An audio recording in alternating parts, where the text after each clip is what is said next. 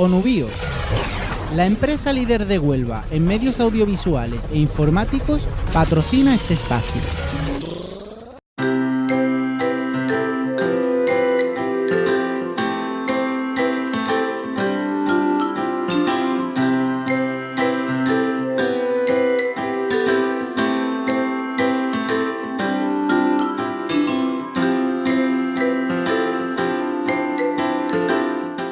Buenas tardes a todos y a todas.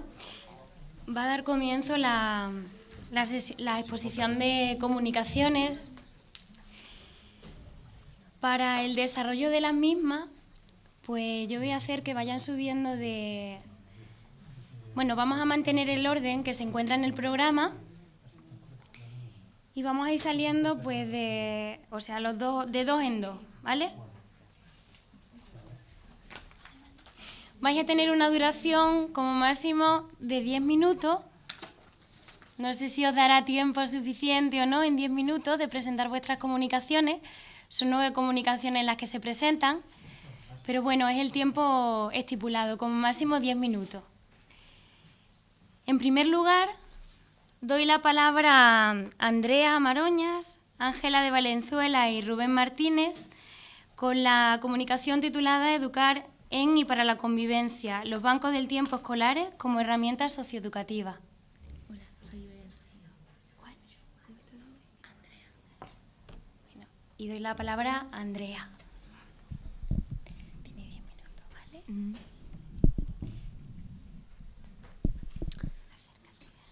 Bueno, esto está... Bueno, pues buenas tardes a todas y a todos. Espérate, Andrea. Sí, vamos a comenzar esto. Te pongo esto aquí, ¿vale? Aquí. Bueno, junto a mis compañeros Ángela de Valenzuela y Rubén Martínez, hemos elaborado esta comunicación que lleva por título Educar en y para la convivencia, los bancos del tiempo escolares como herramienta socioeducativa, y lo hemos enmarcado en una de las líneas del Congreso, concretamente la de Educación para la convivencia. Ambos, los tres formamos parte del grupo de investigación Educación Ambiental y Pedagogía Social de esta universidad. Y bueno, brevemente os voy a exponer los puntos en los que hemos centrado nuestro trabajo. A modo introductorio, queríamos exponernos que en las últimas décadas hemos asistido a diversas realidades o diversos fenómenos que han irrumpido con fuerza en la vida social y que no se ha quedado en las puertas de la escuela, sino que han irrumpido con fuerza también en las dinámicas de la vida escolar. Porque digamos que la escuela reproduce, ¿no? Podemos observar un pequeño ecosistema social. Entonces podemos ver que hoy nos encontramos en una escuela más multicultural, donde la presencia de los medios de comunicación o las nuevas tecnologías están más presentes, pero también nos encontramos con nuevas problemáticas o en clave de desafíos, como pueden ser pues, mayores tasas de bullying, que tenemos porcentaje de absentismo importante y también una acusada saturación de los ritmos cotidianos en la infancia. Ante esta situación nos preguntábamos qué modelo de escuela queremos, ¿no? Y nos dibujamos como dos grandes modelos, ¿no? Uno que sigue reproduciendo un modelo de escuela tecnocrático, más tradicional, que se centra sobre todo en la instrucción y el trasvase de conocimientos, frente a un modelo que entiende que la escuela debe ir más allá a la transmisión de conocimientos, que es una función fundamental, pero que no se tiene por qué quedar allí, ¿no? Sino ir más allá y ver a la escuela como un lugar transformador, ¿no? Y en donde se den prioridad a funciones como la convivencia y que sea permeable también a la realidad de la comunidad en la que se inserta la escuela. Nosotros, desde luego, que apostamos por un modelo que entendiendo la escuela como un lugar de convivencia, y por eso creemos que nos apoyamos en diferentes marcos ético-normativos, pues como antes decía la profesora Mar Lorenzo, en la Convención de los Derechos del Niño, pero también en la Declaración de los Derechos Humanos, en la Declaración de los Derechos del Niño anterior a la Convención, que apuestan por una educación integral, que va más allá de garantizar una serie de conocimientos, en este caso a la infancia o a la adolescencia, sino también ir más allá y educar en las habilidades sociales, la educación emocional, en el uso de las nuevas tecnologías, etcétera, etcétera, ¿no?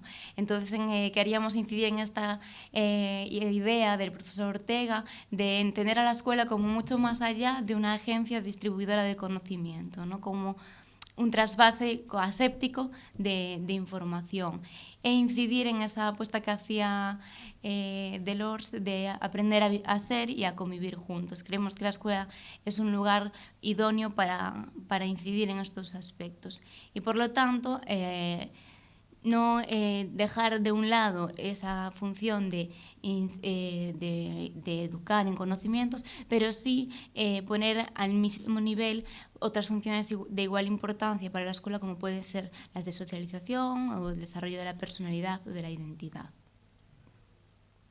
Para estos nuevos desafíos de la escuela, creemos que es necesario introducir nuevas metodologías y nuevos contenidos, y también nos parece súper importante introducir nuevos perfiles profesionales, como el de la figura de los educadores y educadoras sociales, que pueden facilitar el trabajo en estos nuevos desafíos, ¿no? Como pueden ser pues, el trabajo en red con la comunidad, mejorar las relaciones con la familia, escuela-comunidad, la prevención del ausentismo, etcétera, etcétera, etcétera. Y así se nos reconoce en diferentes documentos profesionalizadores y en nuestras funciones profesionales. Para este nuevo modelo por el que apostamos para la escuela, nos apoyamos en 4 pilares básicos según el autor Longas. Primero, pues a incidir en que la escuela no solamente se tiene que centrar en la formación, sino también en aspectos sociales, introducir a la familia y mejorar las relaciones bidireccionales o multirecíprocas entre la familia, la escuela y la comunidad, entender a las personas como protagonistas de la acción socioeducativa y, por lo tanto, mejorar la participación, es dar voz a la infancia y a las familias, que de lo que hablábamos esta mañana también, y también aprovechar la proximidad de los entornos educativos con la propia comunidad, ¿no? Aprovechar esa proximidad con la comunidad para trabajar las necesidades más próximas a la ciudadanía. En definitiva, una escuela integrada y abierta a la comunidad, y una comunidad que cuente a la escuela como un recurso que converge y en el que convergen en un desarrollo local común, ¿no? No que la comunidad vaya por un lado, la escuela por otro y las familias por otro. En este sentido, de abrir nuevos campos y nuevas metodologías, queríamos traer a colación las experiencias de los bancos del tiempo. Para eso voy a explicar un poco en qué consisten, primeramente, los bancos del tiempo y cuál está siendo su adaptación a los entornos escolares. Bueno, los bancos del tiempo surgen pues, en un contexto social donde vemos que cada vez nuestros ritmos cotidianos son más acelerados y tenemos más asincronías. Es más difícil encajar los horarios laborales, los horarios familiares y los horarios escolares. Tenemos unas ciudades más masificadas, donde los tiempos de transporte son cada vez mayores y donde el encuentro comunitario es más difícil, ¿no? Y sobre todo en estos contextos, pues vemos que muchas veces los tiempos de la infancia se ven mediatizados por las necesidades de los adultos y que al final los tiempos de la infancia quedan como un segundo plano, ¿no? Nosotros organizamos nuestra vida y después vemos cómo acomodamos al tiempo de los adultos a los tiempos de la infancia. Entonces, en este contexto de aceleración de los tiempos y de dificultades para conciliar y para vivir de un modo equilibrado los tiempos productivos con los tiempos de ocio, de descanso, surgen las políticas del tiempo, sobre todo en los años 90, que pretenden precisamente equilibrar el uso de esos tiempos y ofertar de una manera, digamos, corresponsable entre los diferentes agentes sociales de los usos del tiempo. Y uno de los ejemplos más representativos, una iniciativa concreta en la que se materializa esta idea de un tiempo más equilibrado, son los bancos del tiempo, que es una iniciativa que trata de dinamizar la comunidad, promoviendo el intercambio de servicios entre las personas que forman la comunidad y utilizando en vez de la moneda el tiempo. ¿Cómo se adapta esto a una escuela? Pues esta iniciativa de introducir esta metodología en las escuelas surge en Cataluña en el año 2005 y es una línea de trabajo incipiente, está todavía en estado embrionario, pero desde la que se está apostando mucho porque se están obteniendo bastantes buenos resultados a lo del contexto español. Existen dos grandes modelos de bancos del tiempo en la escuela. Uno que se restringe más al aula, que tiene un uso más didáctico y que se utiliza durante el horario lectivo. Entonces el profesor o la profesora es la que guía esa dinámica. Se trataría pues, de fomentar el aprendizaje colaborativo entre los diferentes alumnos y alumnos del aula, aprovechando las diferentes capacidades y optimizando las potencialidades de cada alumno y alumna. Y después un segundo modelo que es más complejo, pero que bajo nuestro punto de vista también ofrece más oportunidades, que es centralizar el banco del tiempo en la escuela y abriéndolo no solo a intercambios entre los propios niños, sino también a las familias y a otras personas del contorno más inmediato a la escuela, como puede ser el barrio. Las principales finalidades socioeducativas que pretenden llevar a cabo los bancos del tiempo en la escuela pues son, en primer lugar, mejorar los aprendizajes, porque se fomenta el intercambio de servicios que tienen que ver, pues, por ejemplo, centrándonos en el colegio, pues puede ser el apoyo en una determinada materia, fomentar el uso de las habilidades sociales, la expresión musical. Bueno, se pueden plantear múltiples servicios que intercambiar, ¿no? Aprovechando las capacidades y también los intereses de las personas que forman parte de las iniciativas. También se mejora la convivencia y las relaciones multirrecíprocas, porque se fomenta el intercambio y establecer nuevas relaciones con otras personas, que a lo mejor con otras dinámicas pues nos reducimos, ¿no? Reducimos nuestras relaciones a nuestro núcleo de amigos más cerrado, ¿no? Y esto pretende pues también abrirnos a conocer a otras personas que probablemente nos cruzamos casi diariamente y de otra manera pues no conoceríamos. También promover una educación en clave positiva, en clave de que todos tenemos oportunidades, todos tenemos potencialidades, todos tenemos conocimientos positivos para ofrecer a los demás y también todos podemos aprender de los demás. Y también se promueven dinámicas igualitarias porque como no hay un intercambio monetario de por medio, también se fomenta pues, relaciones comunitarias donde las oportunidades socioeconómicas pues, no son un problema. Por lo tanto, participa en definitiva un uso del tiempo y una manera de vivir en comunidad de manera corresponsable y autogestionada. Y para terminar, que ya me están aquí llamando la atención, simplemente a modo de conclusión y como grandes ideas, pues recalcar la idea de cuestionarnos el papel de la escuela y llevarla mucho más allá en la instrucción de saberes, apostar por una escuela como un núcleo de convivencia y permeable a las necesidades de las comunidades en las que se inserta, apostar por nuevas metodologías y por nuevos profesionales que nos ayuden a normalizar este tipo de modelo y que no se vea como algo anecdótico, y poner énfasis en valores como la educar en positivo, la necesidad de vivir con tiempos más equilibrados y poner en valor las capacidades que las propias personas que nos rodean tienen, ¿no? Y en todo caso, pues eso, hacer hincapié en el capital social de las comunidades. Y muchas gracias. Andrea, muchas gracias. Bueno, a Andrea, a Rubén y a Ángela por la comunicación que habéis presentado. En segundo lugar, presenta la comunicación Jessica Núñez García, titulada La educación familiar en centros penitenciarios, un derecho de la infancia. Buenas tardes. Este trabajo trata sobre la educación familiar en centros penitenciarios como un derecho de la infancia. Es una temática de gran importancia social y educativa, a pesar de existir escasas investigaciones en torno a la especificidad femenina en el medio prisional y concretamente en torno a la maternidad.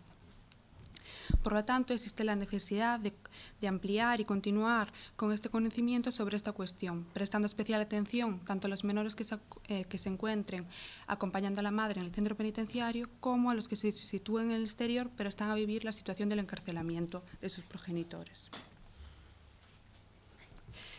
En los objetivos de este pequeño estudio, como objetivo general se destaca conocer la maternidad en prisión a partir de las diferentes situaciones familiares que presenten las mujeres internas en centros penitenciarios, a partir del cual se concretan en estos 4 objetivos específicos: desenvolver una aproximación al perfil familiar de las mujeres privadas de libertad, analizar las consecuencias psicosocioeducativas para los infantes que tienen progenitores encarcelados, realizar un análisis del tratamiento de la legislación de la maternidad en prisión y de la familia como medio de socialización y, por último, examinar específicamente el programa de educación familiar del Centro Penitenciario de Alcalá de Guadaira.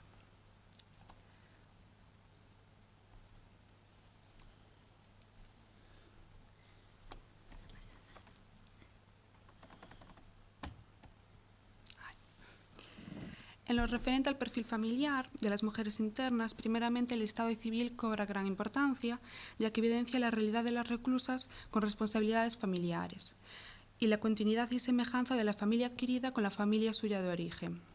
Se muestra una mayor nupcialidad o incidencia del emparejamiento en las internas y mayor anticipación en ambos comportamientos. Se muestra una reproducción precoz del rol tradicional de la mujer tradicional en la maternidad y en la nupcialidad. Esta precocidad puede explicarse debido a la prematuridad con la que abandonaron el hogar familiar. La constitución del núcleo familiar de la mujer reclusa mayoritariamente convive con su pareja, solos y o con alguna familia de esta, y en un menor porcentaje vive con la familia de origen. Los compañeros son claves en el comportamiento delictivo, son personas con un igual o similar perfil criminológico y con una baja cualificación educativa y laboral. Frecuentemente se da la situación de que ambos miembros se encuentran en centros penitenciarios. Consecuentemente, los hijos en común quedan a cargo o bien de la familia extensa o instituciones de protección de menores. También hay la posibilidad de que el infante, si es menor de 3 años, permanezca con la madre en el centro penitenciario en dependencias habilitadas específicamente para este colectivo. Para finalizar, cabe destacar que la monoparentalidad entre las mujeres internas es predominante, teniendo como consecuencia la asunción en soledad del mantenimiento y sustento de la familia, que hay que recordar que las familias monoparentales tienen mayor riesgo social. En referente a la maternidad en prisión y concretamente a las consecuencias psicosocioeducativas del infante, como ya adelanté, la edad máxima de convivencia de los menores en los centros penitenciarios españoles es desde su nacimiento hasta la edad de los 3 años. Primeramente, referente a las características estructurales, decir que es evidente el papel del contexto en la determinación del desarrollo, tanto en los aspectos físicos como en los sociales. Están culturalmente mediados y organizados, siendo así la cultura un referente esencial como medio en el que se desarrolla el ser humano. Y no es solo el niño el que se adapta a las circunstancias ambientales de su entorno, sino también se produce una adecuación ambiental a las características de cada niño complementariamente. Correspondiente a las prácticas educativas de los cuidadores, los progenitores, con las ideas y creencias propias sobre el desarrollo y la educación de los hijos, van a determinar la selección de los escenarios físicos y sociales y, por lo tanto, la organización de las pautas de crianza y educativas, contribuyendo a realizar la estructuración del desarrollo infantil, proporcionando significados a las adquisiciones y al comportamiento de los infantes en el proceso de crecimiento. En lo referente al escenario físico y social, sus características condicionan, inhiben, permiten, estimulan y son parte integrante de las actividades de los individuos que en él habitan, ayudando a conformarlas. Las funciones que deben de ser cumplidas en el ambiente familiar para un desarrollo óptimo de los infantes son funciones de mantenimiento, de estimulación, de apoyo, de control y de estructuración. Referente a las consideraciones del desarrollo de los infantes que residen en centros penitenciarios, los menores residentes en los dispositivos de las prisiones tienen un desarrollo psicoeducativo comparable con el de la población en general. Sin embargo, si las condiciones de estimulación de los menores no sufren un cambio, los efectos desfavorables de la escasa estimulación llegarían a influir negativamente en el desarrollo si los internamos en edades superiores a los 3 años. Los programas de educación familiar en la intervención pedagógica con mujeres en medio penitenciario se destacan en este apartado la familia como medio de socialización, las posibilidades de intervención familiar desde la legislación penitenciaria y la educación familiar en el centro penitenciario de Alcalá de Guadaira. Primeramente, la familia como medio de socialización. La familia constituye el primer núcleo de convivencia y el referente más significativo para sus correspondientes miembros, condicionando así el desarrollo socioafectivo de los infantes y adaptándolo a su medio social. Durante el encarcelamiento, la familia debería poder seguir cumpliendo sus funciones, pero claro está, son muchas las dificultades que hacen que se vean gravemente afectadas. Que los niños construyan o mantengan una relación positiva con su progenitor dependerá de la calidad de la relación que tuvieran con anterioridad y en el grado en que tanto los padres encarcelados o los progenitores encarcelados como los infantes deseen continuar con la misma en este contexto. De este modo, la respuesta de cómo, cuándo y con qué frecuencia tendrán contacto los infantes con sus progenitores en los centros penitenciarios debería basarse, en un primer lugar, en el interés superior del menor. El contacto entre progenitores e hijos tiene un impacto positivo en ambos, ya que los padres que hablan con sus infantes se adaptan mejor al contexto de la prisión y, a su vez, los menores combaten mejor el distanciamiento cuando tienen más contacto con los progenitores encarcelados. En lo referente a las posibilidades de intervención familiar desde la legislación penitenciaria, se destaca en el marco internacional la Convención Internacional sobre los Derechos de los Niños y de las Niñas de 1989, donde se establece el principio de interés superior del niño, explicitando que todas las medidas concernientes a los menores en las decisiones vinculadas con la detención y condena y con el internamiento del niño tendrá presente el interés superior del infante. Las reglas mínimas para el tratamiento de los reclusos, se clarifica la necesidad de establecimientos con instalaciones adaptadas para internas embarazadas, así como escuelas infantiles para los menores en prisión. Y las reglas de Bangkok se refleja la necesidad de que las mujeres puedan reunirse con sus familiares, permitiendo que aquellas con menores tomen decisiones y desarrollen disposiciones con respecto a ellos, previniendo la posibilidad de suspender temporalmente la reclusión en función del interés superior del menor, y se recomienda que las internas sean enviados a centros penitenciarios próximos a su hogar. Además, las reglas de Bangkok formulan la posibilidad del traslado de las mujeres extranjeras a su país de origen de acuerdo al interés del menor y con la aprobación de la interna. En la normativa estatal se destaca la Ley General Penitenciaria de 1979, que se ve reformada en 1995, en la cual se dispone la edad máxima de permanencia de los infantes en los 3 años, justificando esta decisión en las graves dificultades en el desarrollo emocional y psicológico de los menores de 6 años, siendo estos conscientes de la situación de privación de libertad que sufrían sus madres. Y por último, el Real Decreto del Reglamento Penitenciario recoge el impulso a las escuelas infantiles, internas y externas, una cobertura legal para la creación de módulos familiares y el fomento de la cooperación entre instituciones públicas y sociales comprometidas con la infancia. También en el Real Decreto se contemplan formas especiales de ejecución de la pena, consistentes en adaptar dispositivos que consideren las necesidades de perfiles específicos. Justamente la maternidad está especialmente considerada a través de las unidades de madres, las unidades dependientes y los módulos mixtos. Por último, destacar el programa de educación familiar del Centro Penitenciario de Alcalá de Guadaira, que se realizan actuaciones basadas en las características, necesidades y demandas. Llevan a cabo una intervención procesual desde la dependencia a la autonomía, logrando objetivos a largo plazo. Combinan programas de formación, actuaciones personales y de servicios, y las líneas de actuación giran en torno a resolver problemáticas sociofamiliares, adquirir destrezas básicas, promover actividades educativas y laborales, mejorar la autonomía personal. Además, presentan una escuela de madres que desenvuelve programas de actividades sobre la educación básica, la formación psicopedagógica y talleres ocupacionales. Y por último, estas serían las conclusiones extraídas del estudio. Como bien dije al principio, son escasos los estudios que abordan la infancia y las situaciones familiares de las mujeres en prisión.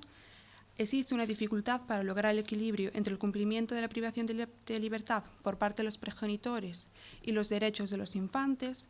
La familia es un medio de socialización y las madres son fuentes de estimulación, por lo tanto es necesario un programa de educación familiar compuesto por un conjunto de actividades de aprendizaje, de pautas de crianza, abarcando las necesidades de los internos en su función como madres. Las unidades externas de madres y en ellas escuelas de madres sería necesario en todos los dispositivos femeninos, una intervención en el ámbito de la atención temprana y, por último, es necesario seguir avanzando en la atención a la infancia en los centros penitenciarios.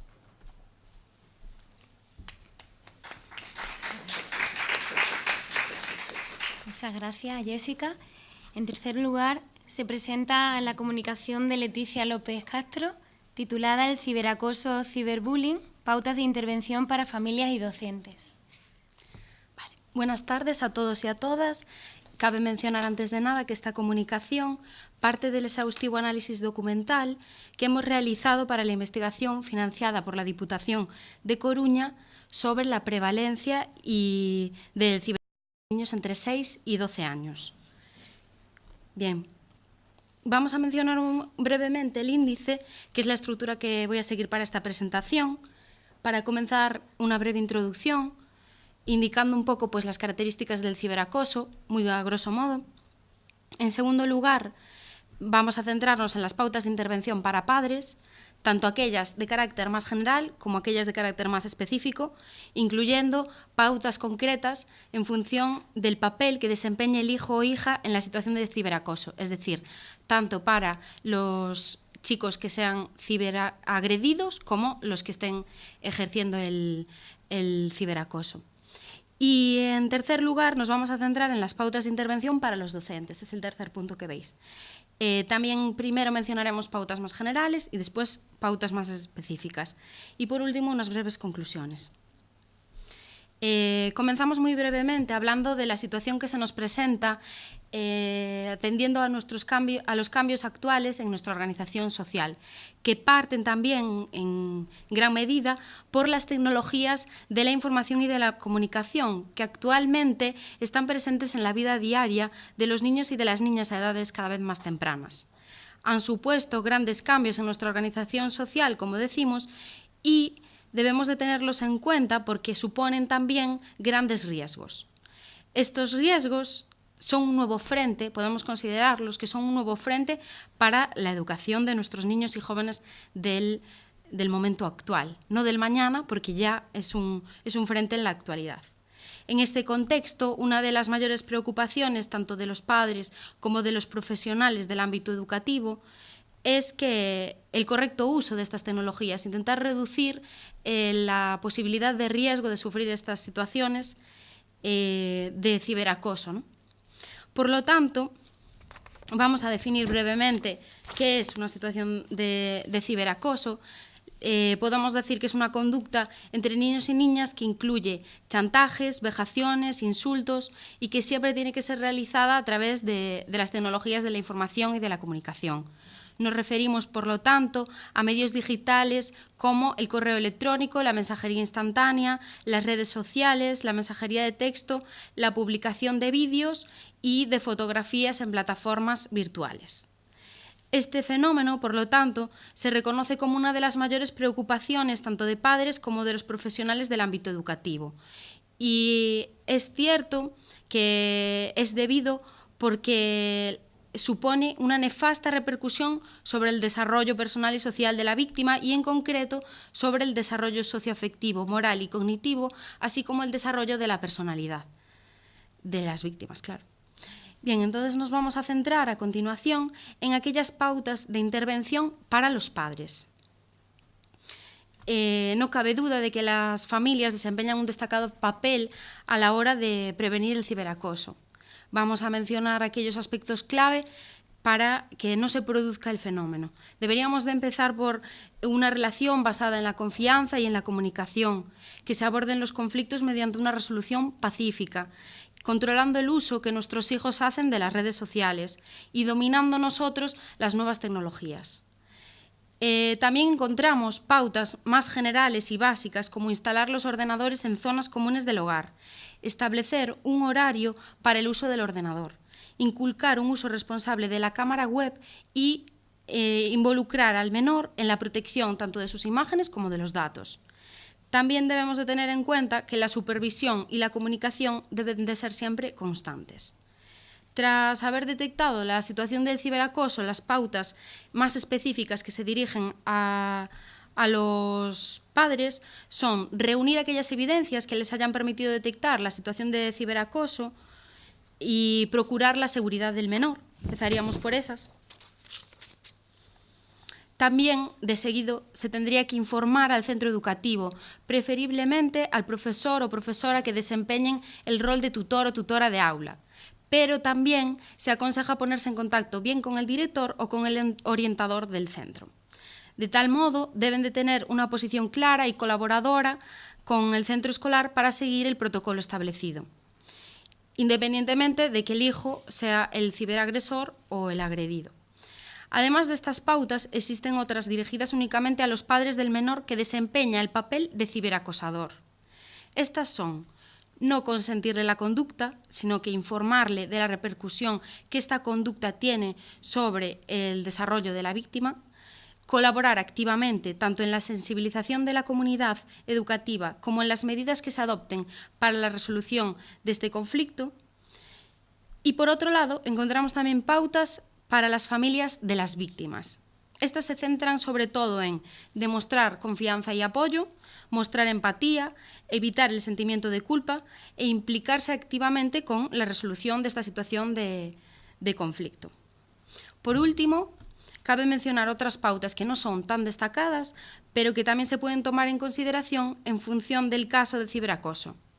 Y estas son: contactar con la compañía del medio empleado para cometer el ciberacoso, como por ejemplo una red social, y denunciar en última instancia esta situación a las fuerzas y cuerpos de seguridad del Estado, que ya disponen de unas unidades especiales de delitos informáticos. Bien, a continuación nos centramos en las pautas de intervención para los docentes. Además de las familias, los docentes desempeñan un papel destacado en la situación de ciberacoso, y esto es debido a que tienen una gran proximidad a los niños y a las niñas, lo que les permite detectar cambios en su conducta. Y muchas veces es precisamente mediante estos cambios de conducta que nos permiten detectar la situación de ciberacoso. Por todo ello, consideramos necesario que los docentes cuenten con pautas claras de intervención que les orienten en tales situaciones.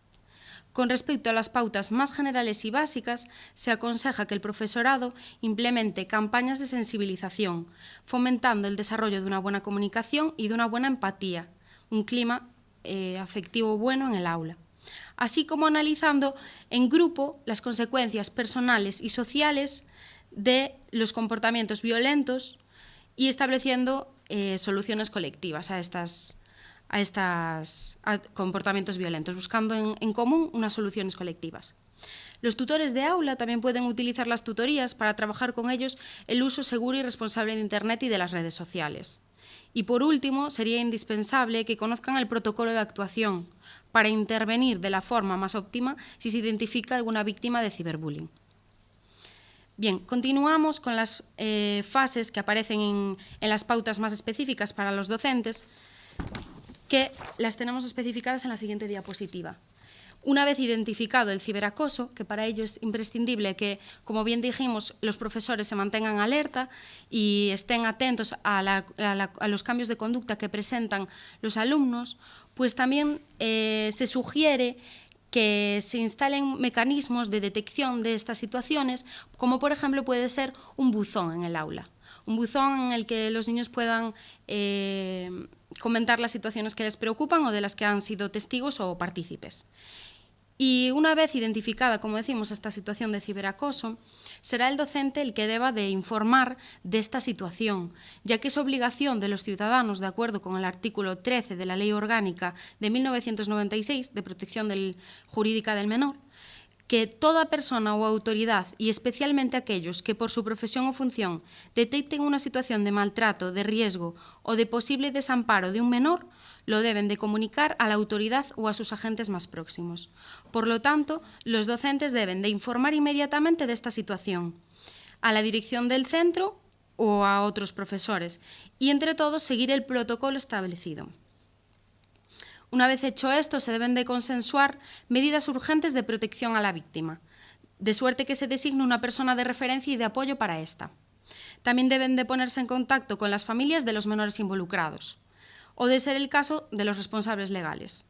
En este sentido, también vemos muy necesaria una actuación coordinada entre la familia y el centro educativo. Sería como un pacto de lealtad educativa a favor de un objetivo común, que sería intentar reducir pues, estas situaciones. A continuación, en estas fases que estamos viendo, se procede a investigar y a registrar el incidente. Si el docente del que estamos hablando es el responsable establecido por el centro de esta situación de ciberacoso, pues lo que va a realizar son, por una parte, entrevistas individuales con los implicados, a la víctima, al agresor, a los observadores y a los familiares. Y por otra parte, también se va a encargar de recoger y conservar todas aquellas pruebas que nos han permitido identificar la situación de ciberacoso y colaborar también con el envío del informe escrito a la inspección educativa. Para concluir, decir que también existen unas actuaciones que se pueden desarrollar en el aula para favorecer la resolución de estas situaciones. Con la víctima podríamos trabajar programas específicos de apoyo para mejorar el desarrollo personal y social, con el agresor o agresores técnicas de resolución de conflicto y habilidades sociales, y en cuanto a los compañeros, pues lo que hemos dicho en la prevención, ¿no? Más información básica sobre los riesgos, la importancia de proteger los datos y siempre procurando sensibilizar e implicar a los menores. Por último, ya terminamos diciendo que los docentes deben de estar alerta al seguimiento y a la evaluación de aquellas medidas que han establecido. Por último, concluir diciendo que lo más importante es estar preparados para afrontar este tipo de situaciones, que es imprescindible la colaboración, como hemos dicho, de todos los agentes educativos y que es necesario también determinar la prevalencia en cada comunidad autónoma para conocer exactamente el número de afectados que hay de situaciones de ciberacoso. Y nada más, agradecerles su atención y les invito a realizar todas aquellas preguntas que estimen oportunas. Gracias. Gracias.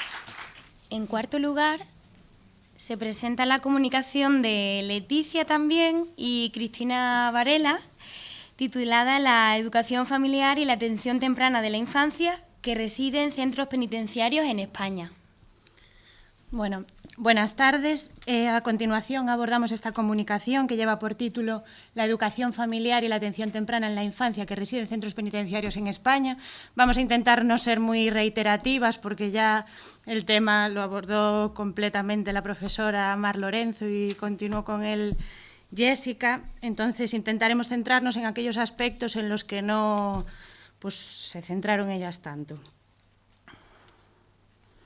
Para comenzar, hemos estructurado la presentación en 4 apartados.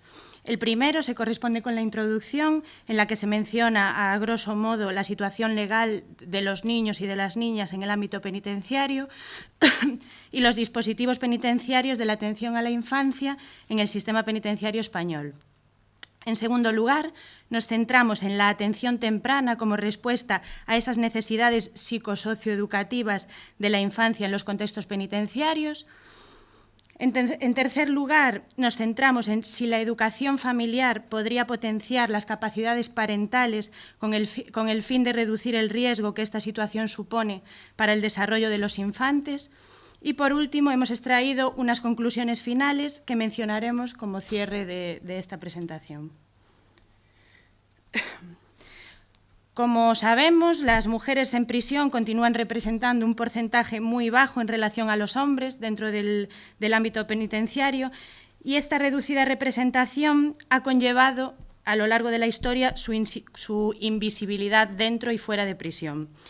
Estas mujeres que se encuentran en los centros penitenciarios generalmente son madres entre los 16 y los 20 años y sus hijos, como ya hemos escuchado, permanecen con ellas hasta que pueden permanecer con ellas hasta que alcanzan el 3er año de vida, tal y como establece la legislación. Para aproximarnos a la situación de la infancia y las madres en el sistema penitenciario español en la actualidad, cabe destacar el Reglamento Penitenciario del 96, en el que se concretan los dispositivos penitenciarios de atención a la infancia, de tal modo que contamos con unidades de madres, unidades dependientes, módulos familiares, que son un tipo de departamento mixto, y, por último, las unidades externas de madres. Indicar que la mayor parte de los infantes en España se encuentran en estas unidades, que consisten en unidades independientes de los centros penitenciarios, que se encuentran inmersas en la propia comunidad y constituyen el dispositivo penitenciario más reciente, conformando una medida única en Europa.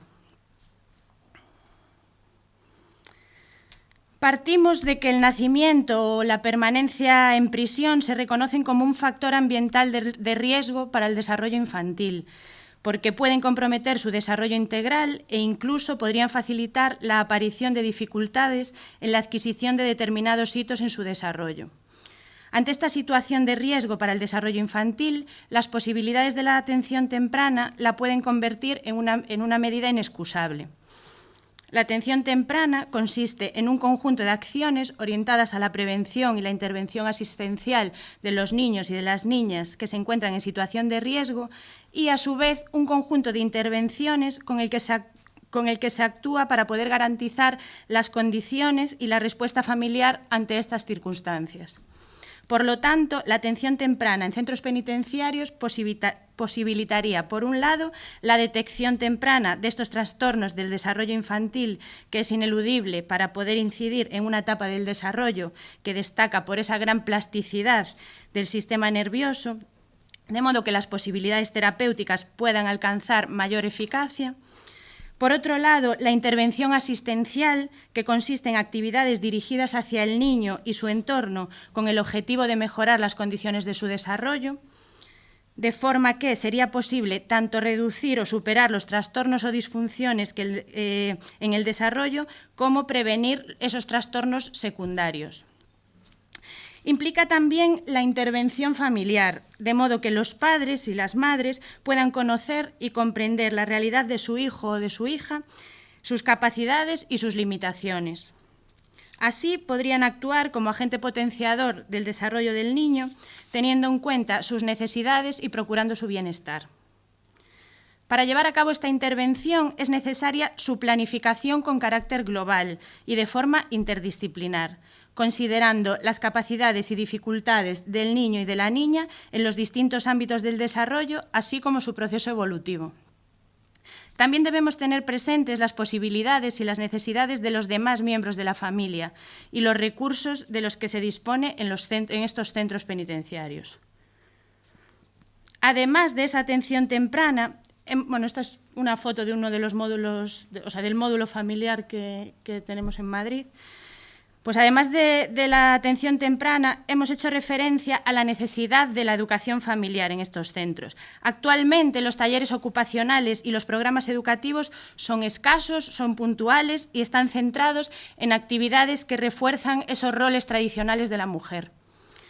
Esta reducida serie de iniciativas se trata generalmente de programas aislados que evidencia esa falta de programas integrales que de forma sistemática trabajen la formación y la inserción laboral, la educación para la salud, la planificación familiar, la educación sexual, la prevención de la violencia, la formación de los padres y de las madres, la orientación familiar, en general aspectos que conformen un programa integral.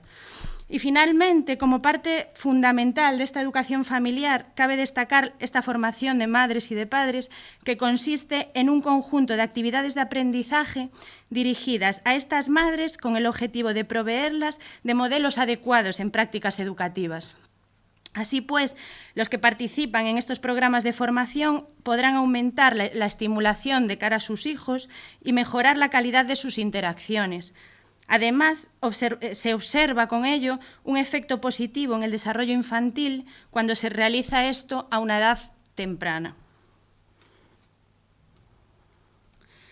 Podemos concluir que la atención temprana basada en la prevención y en la intervención asistencial y familiar de estos niños y niñas desde el inicio de su permanencia en estos dispositivos resulta imprescindible porque contribuye a responder a las complejas necesidades psicosocioeducativas de estos niños que pueden ser derivadas del propio contexto penitenciario.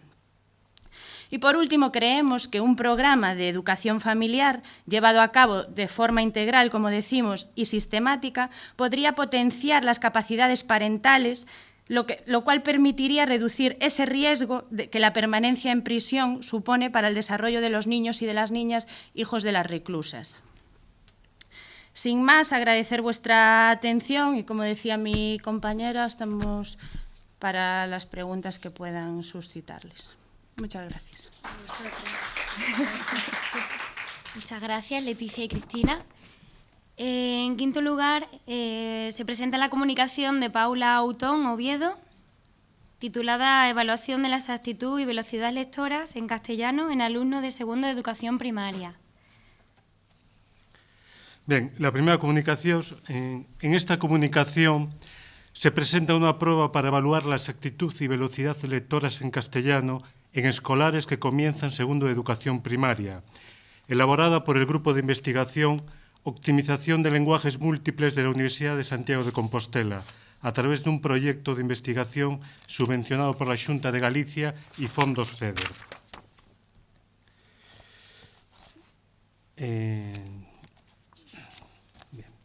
La prueba forma parte de una batería de pruebas más amplia para evaluar el lenguaje escrito, tanto en castellano como en gallego, a inicios de segundo de educación primaria.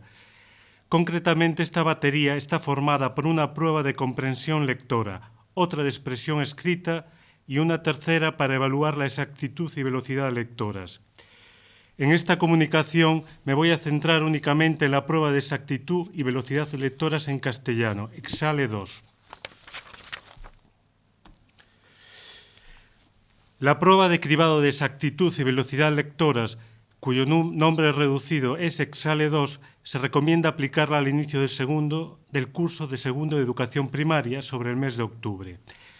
Está pensada que se administre solo a aquellos escolares que demuestren tener una mala comprensión lectora en la prueba Cole 2, con el propósito de averiguar si la causa de este bajo rendimiento es la falta de exactitud lectora y o la poca velocidad de decodificación, aunque también puede aplicarse si se sospecha dificultades en estas áreas. Su administración es individual y su duración está entre los 5 y 10 minutos. La finalidad de la prueba es evaluar la exactitud y velocidad lectoras mediante la lectura de una lista de palabras infrecuentes. La puntuación viene dada por el número de sílabas en que se omite, sustituye o añade alguna correspondencia grafema-fonema, el número de palabras en que se vacila o rectifica, el número de palabras en que se silabea o deletrea, los segundos en que tarda en leer la lista de palabras no familiares. En relación con la tipificación se presentan baremos en percentiles obtenidos en una muestra representativa de 413 escolares de Galicia de segundo de educación primaria. El material está compuesto por el manual, la lista de palabras, una grabadora digital, un cronómetro y un cuadernillo de respuestas. Los criterios que utilizamos para seleccionar las palabras fueron: A. Incluir palabras con correspondencias grafema-fonema unívocas y no unívocas. B. Incluir los tipos de sílaba más frecuentes de los 9 existentes en castellano, generados a partir de la fórmula consonante-consonante vocal, consonante-consonante. C. Incluir sílabas en distintas posiciones, lo que implica tener en cuenta la longitud de las palabras. D. Limitar el número de palabras para que la prueba se pueda aplicar en poco tiempo. Y E. Utilizar un diccionario de frecuencias del castellano, escrito en niños de 6 a 12 años. La muestra de tipificación de Exale 2 estuvo formada por 413 escolares de ambos sexos, cuyas edades variaban entre los 6 y 9 meses y los 7 años y 9 meses. Todos eran alumnos que iniciaban segundo de educación primaria en 22 centros educativos de la Comunidad Autónoma de Galicia. Bueno, en la tabla de esta diapositiva tenéis un resumen de las características de la muestra en función del tipo de centro. Sobre los resultados, que ya pueden ver en la diapositiva, solo voy a comentar un poco las conclusiones. Observamos que la exactitud lectora está lejos de ser completa al comienzo de segundo de educación primaria. En lo que se refiere al nivel de exactitud de los escolares gallegos, podemos decir que hay bastantes alumnos que no tienen un dominio completo del código alfabético, a pesar de que la gran mayoría de ellos lleva como mínimo 2 años trabajando el lenguaje escrito.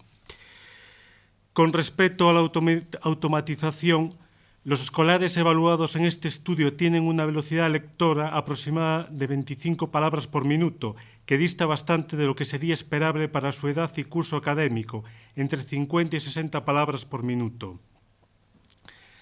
Estos resultados en exactitud y automatización nos llevan a cuestionar si el tiempo dedicado a la enseñanza del lenguaje escrito y los métodos utilizados para dicho aprendizaje son los adecuados. Con respecto a las características psicométricas, consideramos que la prueba Exale 2 es un método fiable y válido para medir el nivel de exactitud y automatización lectoras de los escolares que comienzan segundo de educación primaria. Y ahora vamos a la otra comunicación. Si me la puedes poner, por favor.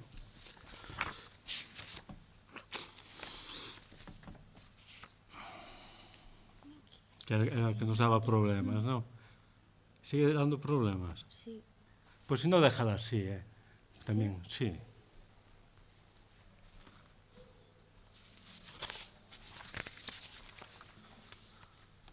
Bueno, el título de esta comunicación es Evaluación del etiquetado verbal en alumnos disléxicos de tercero de educación primaria.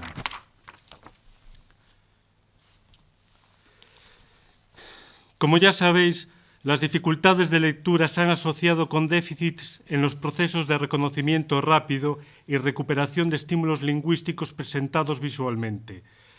Para comprobar esos déficits, en este trabajo evaluamos tanto la exactitud como la velocidad de etiquetado verbal en una muestra de escolares disléxicos y lectores normales de tercero de educación primaria.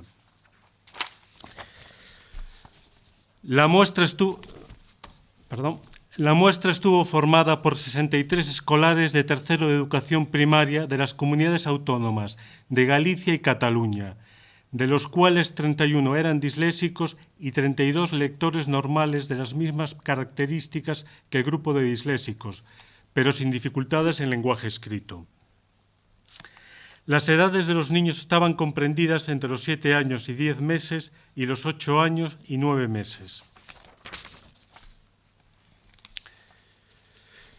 Para evaluar el etiquetado verbal, utilizamos una prueba similar a la utilizada en Denkla y Rudel en 1976, aunque a diferencia de la original, que estaba formada por láminas de colores, números y letras, esta incluye denominación de objetos muy familiares de un mismo campo semántico, como las tareas de frutas y animales, de otros menos familiares, como instrumentos musicales, así como elementos de distintas categorías y nociones espaciales. La prueba se administra de forma individual y tiene como finalidad evaluar tanto la exactitud como la velocidad de denominación. El examinador presenta cada una de las tareas en una lámina DIN A4 en la que se distribuyen 5 estímulos que se repiten al azar 9 veces, constituyendo series de 45 estímulos. Concretamente, se presentaron como estímulos 5 frutas conocidas, 5 animales domésticos, 5 colores básicos, 5 números de una sola cifra, 5 instrumentos musicales, 5 dibujos de diferente campo semántico y 5 nociones espaciales. Para comprobar si hubo diferencias significativas entre los disléxicos y los lectores normales en el rendimiento de la prueba, se utilizó la prueba estadística T de Student. Se analizaron los tiempos de ejecución, el número de errores y las rectificaciones para cada una de las 7 tareas de etiquetado verbal. En esta tabla se presentan las puntuaciones medias, las desviaciones típicas y el estadístico de contraste en el número de errores para el rendimiento global de la prueba y las distintas tareas en función de los grupos. En ellas se puede comprobar que se obtuvieron diferencias significativas entre disléxicos y lectores normales en el rendimiento global de la prueba. Los niños con dificultades lectoras cometieron más errores que sus pares de la misma edad cronológica en todas las tareas, aunque no se alcanzó el nivel de significación estadístico convencional en animales y números. El análisis de los tiempos de ejecución que se presentan en esta tabla mostró que existen diferencias significativas entre los disléxicos y los lectores normales en el tiempo en segundos empleado para nombrar los estímulos en cada una de las tareas y en el total de la prueba. Los disléxicos son más lentos que los lectores normales en la ejecución de la prueba. Resultados similares se han encontrado también en el número de rectificaciones. Los disléxicos se corregían más que sus pares a la hora de denominar los estímulos de las distintas tareas. Como conclusión es resaltar que los disléxicos son menos exactos y más inseguros a la hora de recuperar la etiqueta correspondiente al estímulo visual.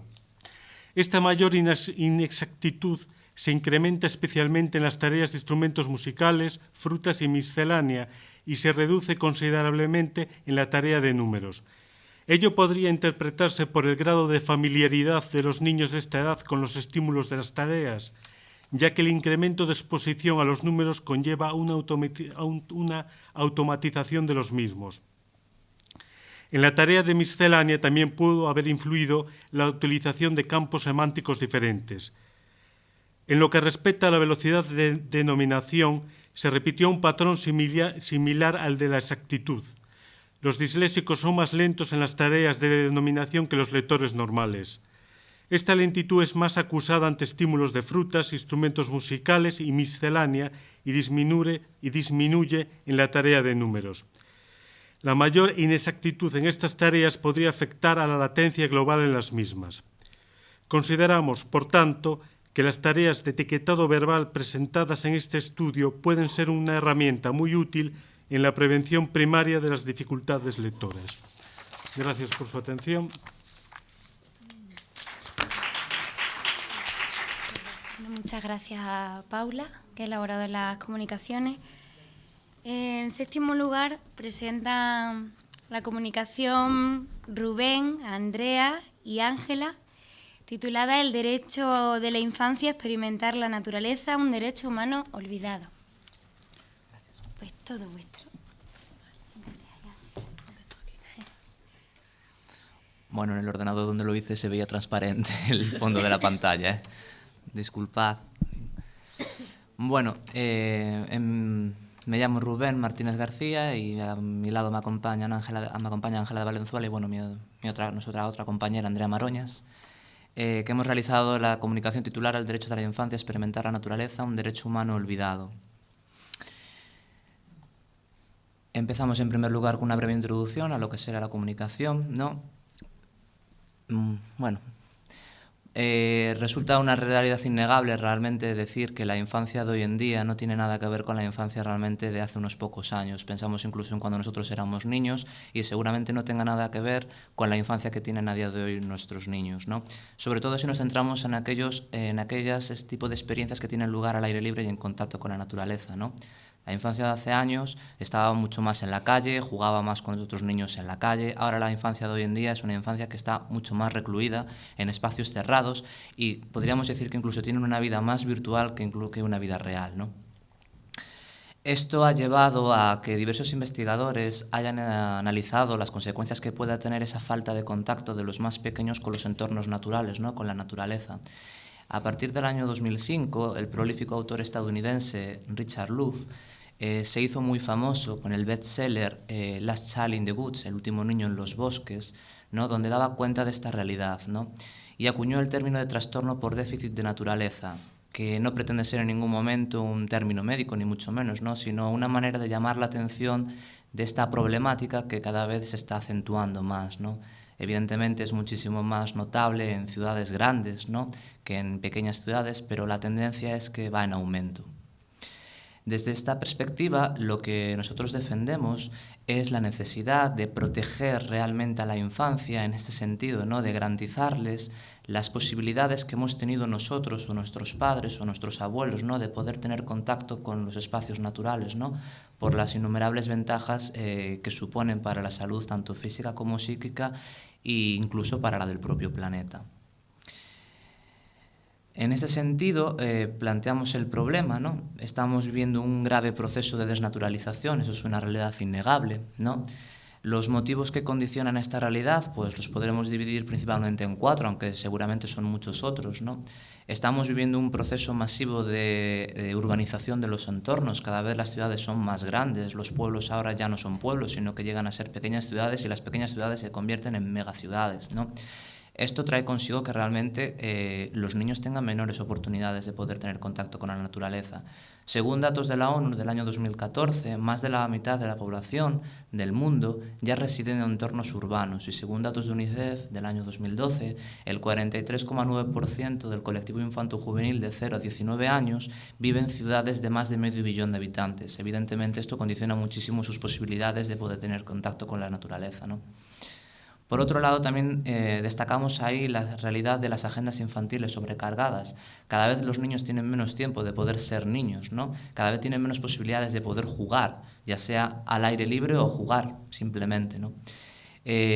Por otro lado, también destacamos la proliferación de las nuevas tecnologías, que lo que hace precisamente es fomentar ese tipo de juego más individualizado, ¿no? Ese juego más aislado. Decía un periodista canadiense, Cal Honoré, que los niños de hoy en día pueden tener 400 amigos en Facebook y ni uno solo para poder ir a jugar a la calle, ¿no? Realmente es bastante alarmante, ¿no? Finalmente también destacamos la idea de la cultura del miedo, ¿no? Actualmente vivimos en una situación en la que parece que los padres están excesivamente preocupados por la seguridad de sus hijos. No en vano, quizás puedan tener razón en parte, ¿no? Pero quizás es desmesurada esa preocupación, ¿no? Ahora resulta bastante difícil ver niños que vayan solos, por ejemplo, a la escuela, ¿no? Se les coarta esa autonomía y, en consecuencia, pues también tener esas posibilidades de jugar solos en la calle, ¿no? Al aire libre. Destacamos aquí la presencia de este autor inglés, Stepansky, bueno, no sé muy bien cómo se pronuncia, ¿no? Que intenta ejemplificar un poquito esta realidad, ¿no? Por medio de este triángulo, lo que él denomina el triángulo maldito, ¿no? Para hacer referencia a cómo es la realidad de muchos de los niños de hoy en día, ¿no? Sobre todo, como digo, de las grandes ciudades, ¿no? Que está constituida su vida rutinaria normalmente por la tríada casa, escuela y centro comercial. E incluso muchas veces cuando van de un sitio a otro, de la casa a la escuela, parece que lo hacen en autobús o en coche, como si de alguna manera hubiera que aislarlos de lo que es el entorno real, ¿no?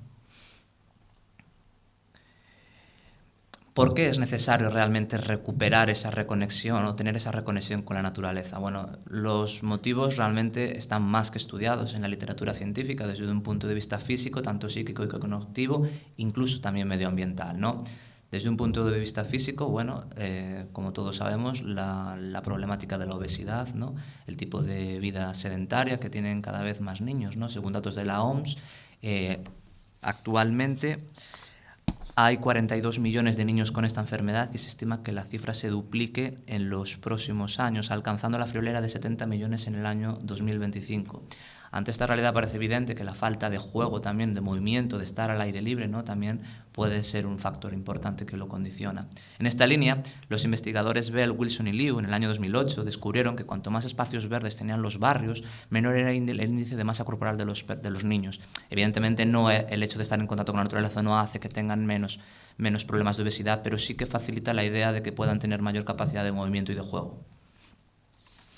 Destacamos también la falta de vitamina D, la hipovitaminosis D, ¿no?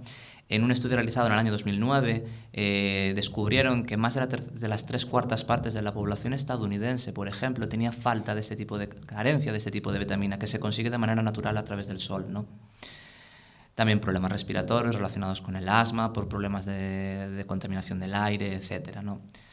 Está mucho más estudiado los beneficios de la naturaleza, sobre todo desde un punto de vista psíquico y cognitivo, ¿no? Problemas de estrés y ansiedad en una sociedad actual donde las prisas es lo que gira en torno a todas nuestras realidades cotidianas, ¿no?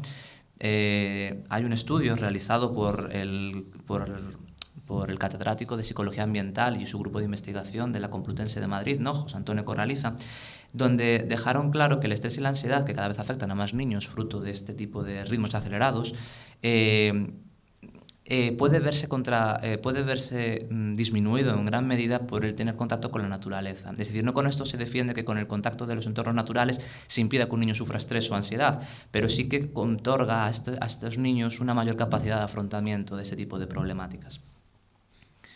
Por otro lado, también el TDAH está muy estudiado, la idea de que se relaciona con la sobreestimulación, ¿no? El tema de las nuevas tecnologías, ¿no? trastornos de conducta, etc. Y desde un punto de vista medioambiental, bueno, todos somos conscientes de la grave crisis ecológica que vive nuestro planeta, ¿no? Y la educación ambiental suele ser, pues, la herramienta quizás más poderosa para poder confrontarla, ¿no?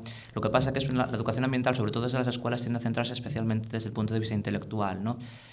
Cuando quizás lo más importante es trabajarla, sobre todo en la infancia, desde un punto de vista más emocional. Diversos estudios demuestran que el fomento del contacto con la naturaleza desde los más pequeños, desde la infancia, fomenta precisamente un sentimiento de aprecio y de respeto, ¿no? Realmente nosotros, ¿qué es lo que cuidamos? Realmente cuidamos lo que apreciamos. En esta línea, ¿no?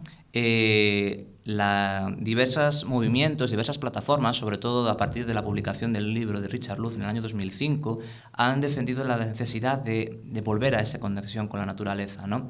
Destacamos el movimiento que ha cogido bastante fuerza en América y en Europa, No Child Inside, que realmente lo que defiende es la idea de ningún niño dentro, y defiende que por lo menos los niños pasen tanto tiempo dentro, fuera, al aire libre, como pasan dentro de las casas, de sus casas.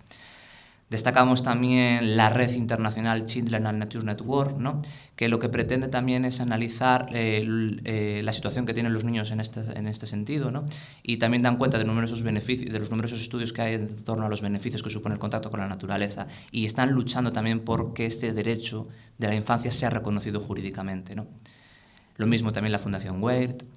Quizás el aspecto que más destacamos en esta línea fue cuando Cheryl Charles, que es cofundadora junto con Richard Louv de la asociación de la red Children and Nature Network, asistió al Congreso Mundial de la Unión Internacional para la Conservación de la Naturaleza, que tuvo lugar en el 2008 en Barcelona, desde el cual se estaba insistiendo a este tipo de organización que considerara el vínculo de la infancia y la naturaleza como una prioridad para asegurar el futuro del planeta. Pero lo que marcó un antes y un después fue 4 años después también, cuando se celebró el siguiente congreso de la UICN en la República de Corea, cuando, después de dar cuenta de los diversos estudios que se están haciendo, cuando se aprobó una resolución en la que se declara el derecho de la infancia a experimentar la naturaleza, ¿no? Se insta a que sea incluido en el marco de la Convención de los Derechos del Niño, como una necesidad que es necesario que protejamos, ¿no? Tanto desde el punto de vista de los beneficios que supone para la infancia como para la del propio planeta. Destaco una cita que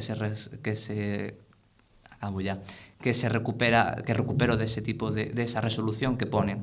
La leo porque ahí no se distingue. Bueno, los niños, desde que son una parte inalienable de la naturaleza, no solamente tienen el derecho a un medio ambiente sano, sino también a una conexión con la naturaleza, por los regalos que ella ofrece para su salud física y psicológica, y la habilidad para aprender y creer, y que hasta que gocen de estos derechos no serán responsables de la naturaleza y del medio ambiente.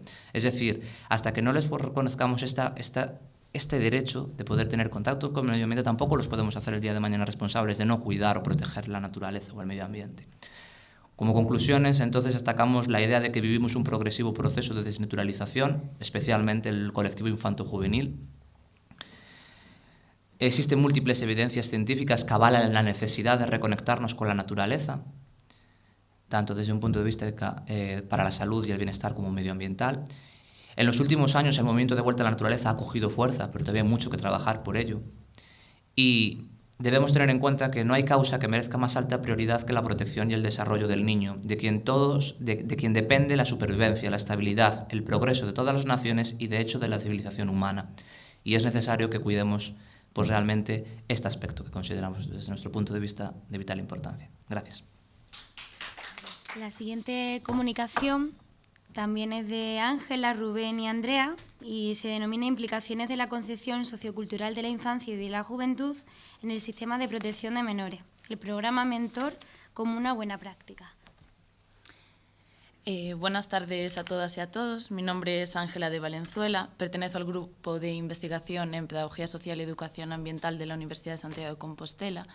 Y a continuación voy a presentar la comunicación que he elaborado junto con mis compañeros de grupo, Rubén Martínez y Andrea Maroñas, y que versa sobre la repercusión que tiene la actual concepción de la infancia y la juventud en el sistema de protección de menores. En este sentido, vamos a presentar en líneas generales un programa que atiende a jóvenes y que consideramos que cumple algunos de los criterios para ser considerado una buena práctica. A lo largo del devenir temporal, la representación de la infancia y de la juventud ha sufrido diversas transformaciones. En la Edad Media, los niños y las niñas eran considerados seres pasivos y débiles, adultos en miniatura, y de hecho era difícil reconocer la identidad infantil con nitidez, porque desde una edad temprana entraban a formar parte de los ritmos de vida adultos. En este sentido, progresivamente se fue incorporando una reflexión pedagógica en la que se empieza a valorar la etapa de vida infantil como una etapa con valor en sí mismo. Y esto se manifestó, por ejemplo, en la organización de los tiempos familiares, de modo que se empiezan a reducir el número de nacimientos porque la intención es prestar que la vida gire en torno al niño y prestar una atención de mayor calidad a los hijos.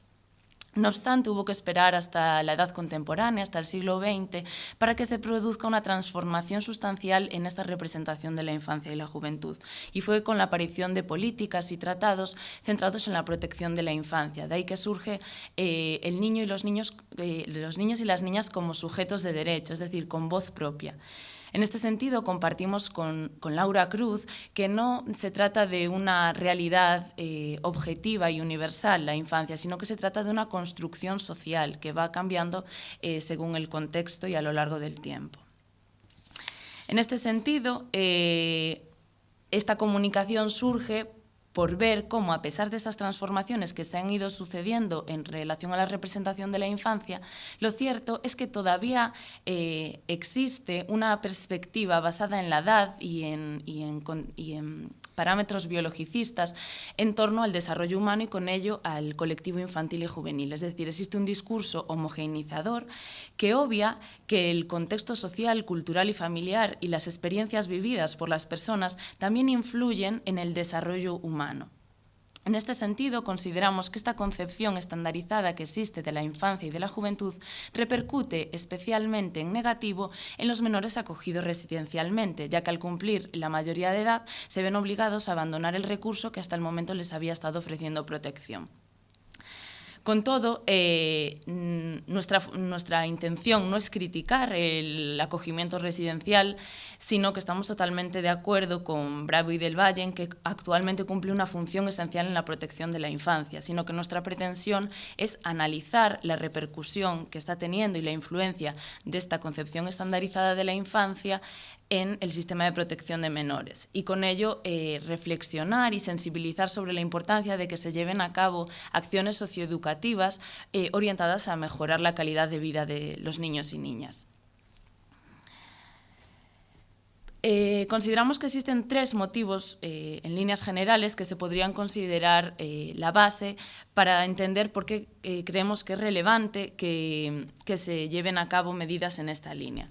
Por un lado, la crisis socioeconómica que se está viviendo desde hace algunos años y que implica que la transición a la vida adulta no se caracterice por la linealidad típica del modelo tradicional, sino que se está postergando la edad para acceder a un empleo estable. Y eso repercute en elevadas tasas de desempleo, así como en la dificultad de emancipación. De hecho, diversos estudios revelan cómo el hecho de que un joven tarde en abandonar el hogar familiar repercute en un mayor riesgo de vivir situaciones de pobreza. Asimismo, otros estudios ponen de manifiesto que si los jóvenes españoles de entre 26 y 35 años que actualmente viven con sus familias viviesen independizados, los ratios de exclusión social se incrementarían un 45%.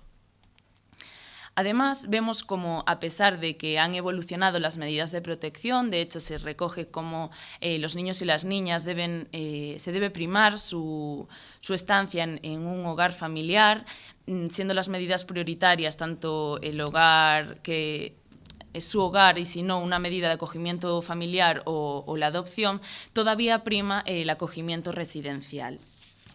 Y en este sentido también comentar que a lo largo del tiempo se han ido modificando tanto el perfil como las necesidades de los colectivos que se atienden desde el sistema de protección de menores y lo cierto es que el sistema y las medidas de acogimiento no se están adaptando a estos nuevos cambios.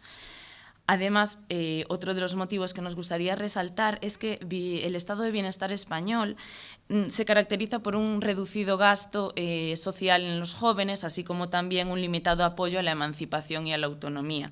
Y esto respecto a otros países europeos. Y esto da lugar a que la familia se constituya la principal fuente de apoyo y protección. De hecho, la transición a la vida adulta se considera que se caracteriza por el familismo. En este sentido, si sumamos estos tres aspectos, vemos cómo los jóvenes que carecen de un entorno familiar y positivo que los apoye y proteja hasta que sean autónomos e independientes, se ven obligados a enfrentarse a un presente y a un futuro caracterizado por las vulnerabilidades y la desigualdad social. Ante esta realidad, consideramos que es relevante que se inviertan esfuerzos en atender a los menores acogidos residencialmente, de modo que eso comience a este colectivo y también se empiecen a hacer eco de su derecho a ser escuchados y a ser sujetos con voz propia.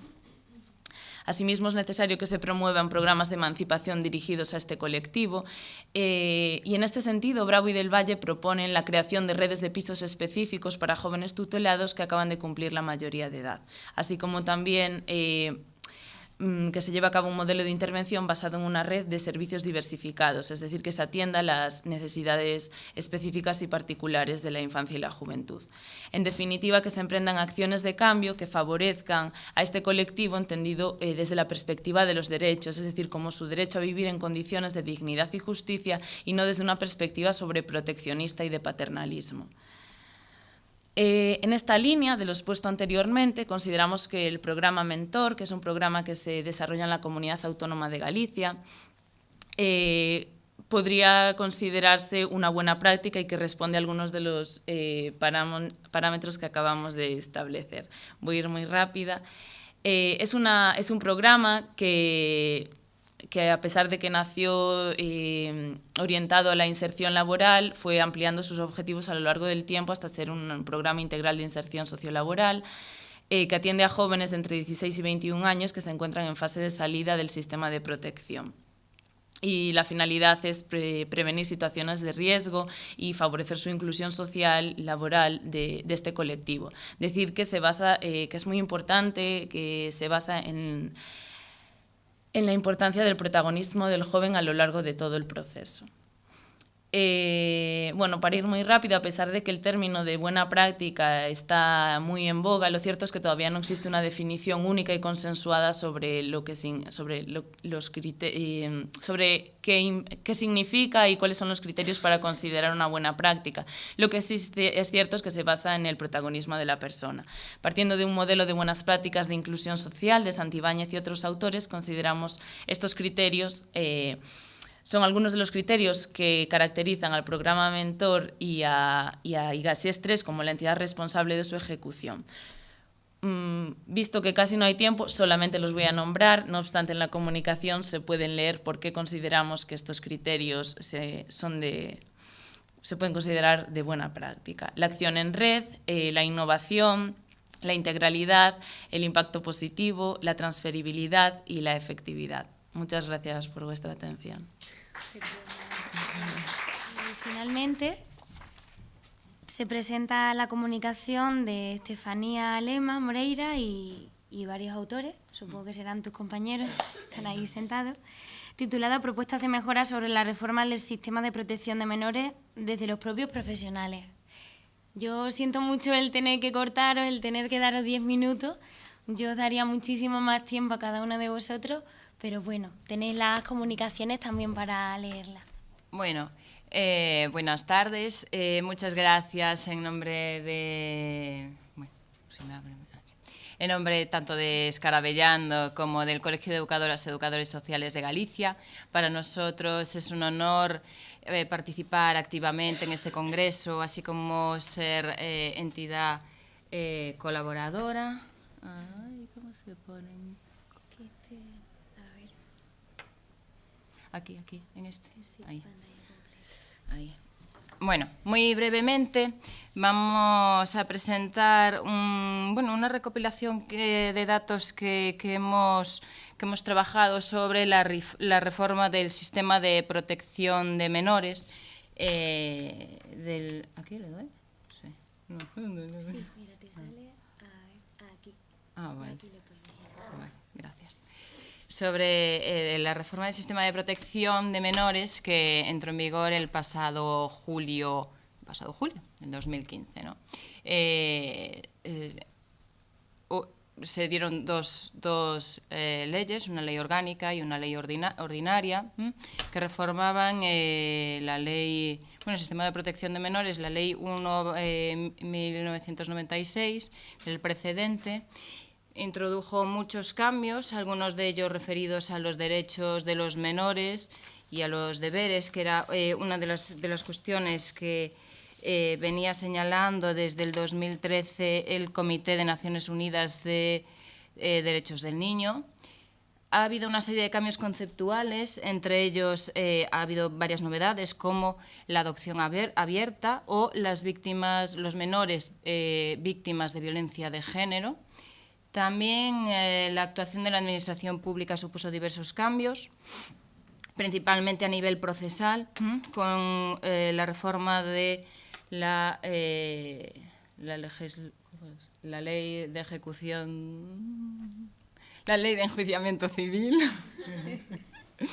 Y también hay otras novedades, como, por ejemplo, los centros de protección específicos de menores con problemas de conducta.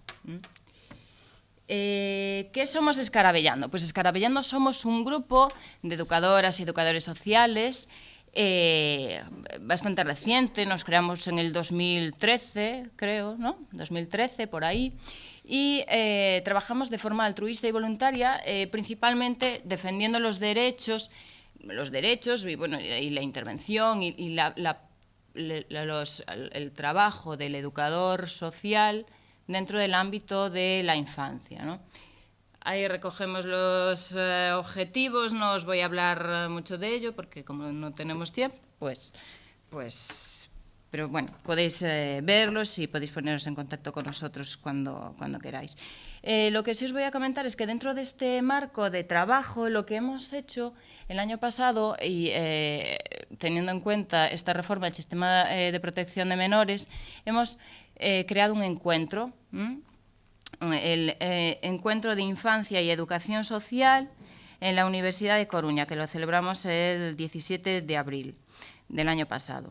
En este encuentro lo que pretendíamos era trabajar con otros profesionales y que fuera un poco de intercambio, no solo pues que nosotros comentáramos o que otros ponentes comentaran, sino que sirviera un poco de intercambio. En este sentido, hemos creado un formato no me va el dedo, con 4 talleres.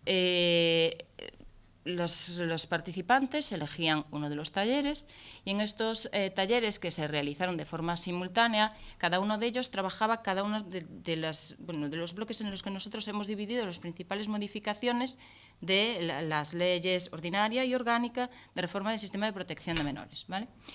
El taller 1 hablaba sobre los derechos y deberes.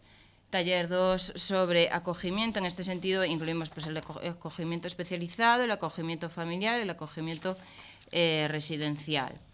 Taller 3 de otras medidas. Este taller recogía pues, los centros de menores con trastornos de conducta, los programas de preparación para la vida independiente y la reintegración familiar. Y el taller número 4 sobre funciones de la administración pública, estas modificaciones a nivel procesal principalmente que mencionamos. Cada uno de los talleres participaron una media de entre 5 y 10 profesionales. Había profesionales y también había estudiantes, ¿vale? Había un poco de todo.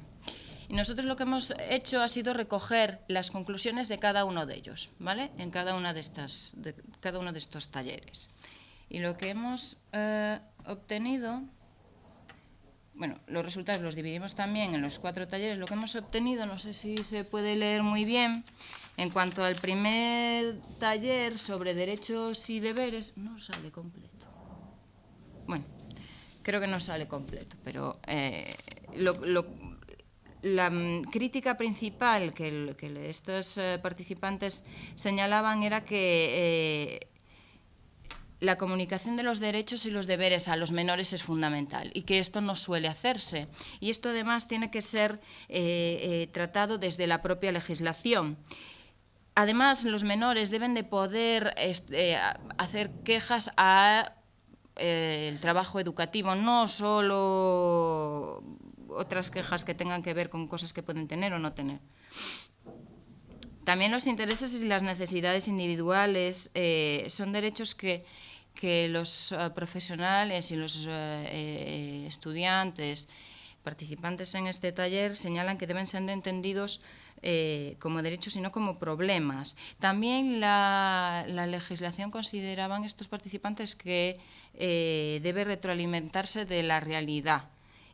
Es decir, que ellos consideran que esto lo que el texto legislativo señala no está muy acorde con lo que la realidad de la intervención que ellos ven, eso, con esta realidad de intervención, ¿no? Entonces consideran que aquí hay cosas que debería de la legislación reformularse.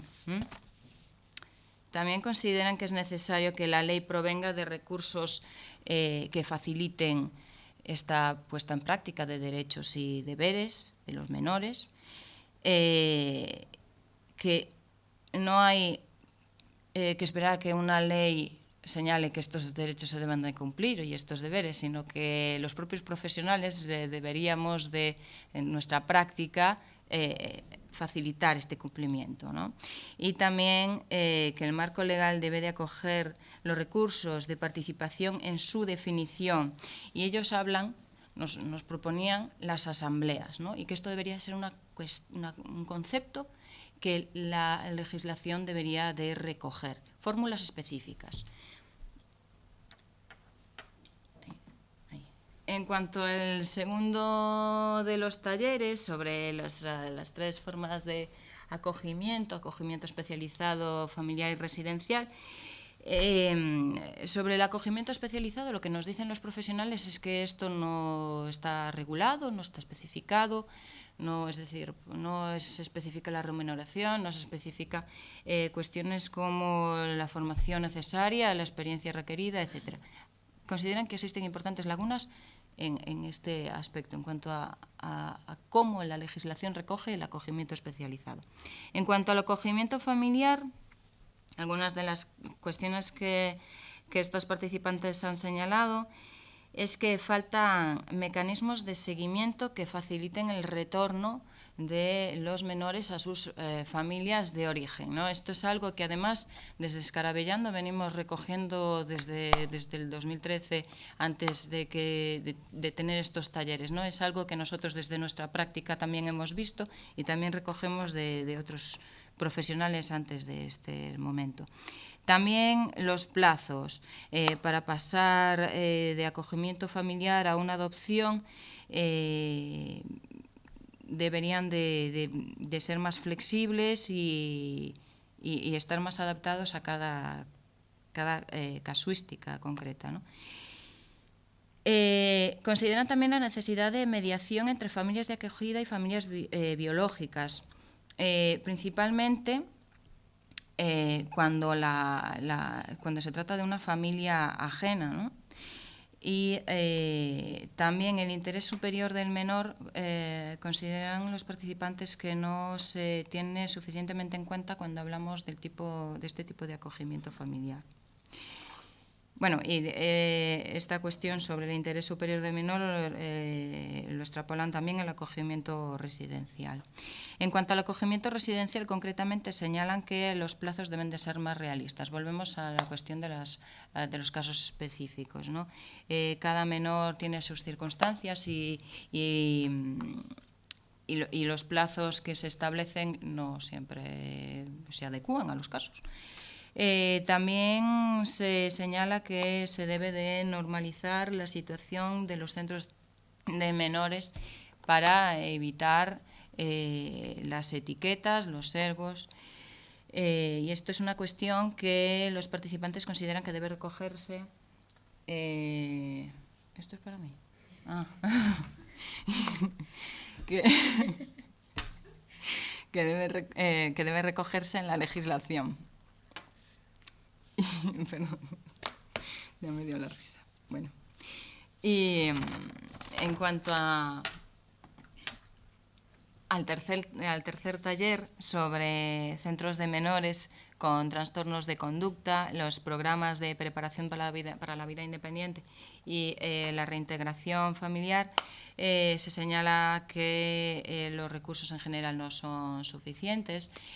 Una de las cuestiones que los participantes comentaban era que debía de existir dentro de los propios recursos, los propios centros, programas específicos para trabajar dentro del ámbito familiar y que es necesario que la Administración proporcione esa formación para poder hacer intervención familiar. En cuanto al cuarto taller, sobre las funciones de la Administración pública, una de las cuestiones destacadas son los ratios. Los ratios es una cuestión que, bueno, que siempre se viene comentando, pero es que es así, no se establecen ratios realistas y eso evidentemente juega en contra de la intervención.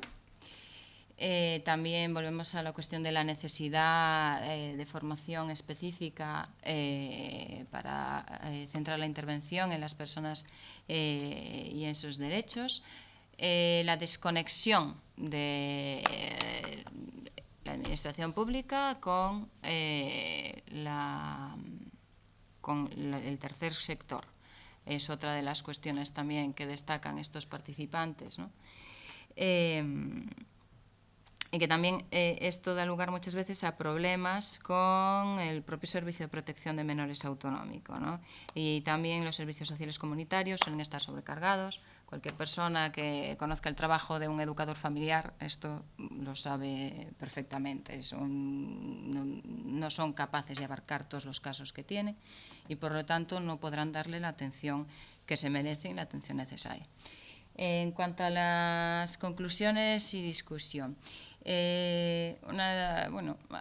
a modo general podemos decir que la reforma no satisface las necesidades de los profesionales y por lo tanto si los profesionales se sienten indefensos, sienten que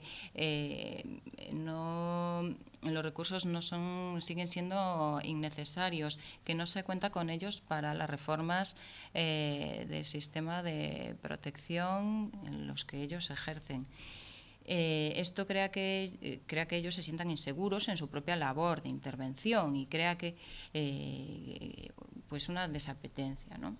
También vimos que hay una desinformación, porque en algunos casos ellos nos comentaban cosas, pues, por ejemplo, referidas al derecho de ser oídos, y esto es algo que la legislación sí recoge. Entonces, debemos de hacer también un poco de autocrítica y leer bien aquellos documentos que influyen en nuestra labor y antes de, a lo mejor, criticarlos, porque a veces hay estas cosas que demandamos y que realmente sí están y sí se contemplan en la legislación. A nivel general, también se destaca una necesidad de mayor formación y la normalización de los centros de menores. Para finalizar, como todo estudio tiene sus límites, ¿no? Y la metodología cualitativa, lo que por un lado es una limitación, es una virtud que recoge aquellas voces de los propios participantes, ¿no? Aquellos aspectos subjetivos. La muestra no es representativa, evidentemente, y el análisis de datos es difícil, tiene esa propia dificultad de la metodología cualitativa. Y muchas gracias. Muchas gracias a todos y a todas. No sé si tenéis alguna pregunta, alguna reflexión, algo que hacer a pesar de las horas ya que son. ¿Tenéis alguna pregunta? ¿Nada? Bueno, pues yo agradeceros a todos vuestra asistencia y vuestra participación. Me han encantado todas las experiencias y las investigaciones que habéis expuesto. pues de cada sitio nos llevamos un pedacito de vosotros, y para nosotros en esta fase de diagnóstico que estamos realizando ahora por toda España, pues nos parece muy, muy interesante todas las acciones y todas las propuestas que aquí habéis presentado. Yo, como os he dicho antes, hubiera dado muchísimo más tiempo, pero bueno, yo creo que en 10 minutos se presenta esa síntesis de todo lo que vosotros estáis llevando a cabo. Y bueno, y que podéis también disfrutar de esas investigaciones porque se encuentran recogidos en los textos que habéis presentado. Así que muchísimas gracias a todos por asistir, vuelvo a reiterarme, y nada, y queda concluida pues la sesión aquí en Santiago. Muchas gracias.